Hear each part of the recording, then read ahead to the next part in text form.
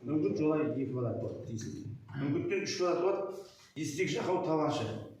Табаншыдан жаңа бір ағамыз келіп отыр. Арал қаласынан. Сағындық деген ағамыз. Енді аздау аталып енді. Мына жақаудың балдары көп. Енді жақаудың қосырды. 20% демей қойып, 30% бар.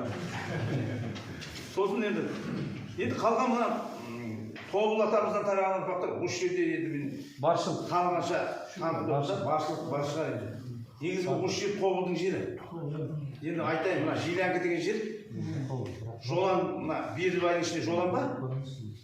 Сол Жолан атамыздың отырған жері. Жолан негізі бай болған адам. Ана Жолан сайы дейді. Орыстар Желянка деп атап кеткен. Мына да 40 разъез Әлжанға келген жер. Әлжан аталып кеткен. Енді бұлар да кезінде құлпытастар болған, кезінде оның бәрін қиратып жоқ болып жүреді.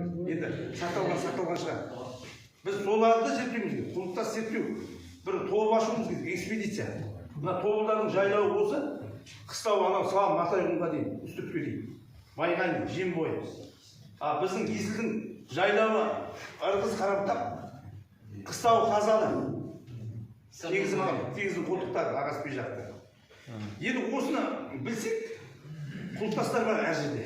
Құлпытасты зерттейтін бір оқи алатын адамдарды экспедиция алып шығару керек та. соны қаржыландыру.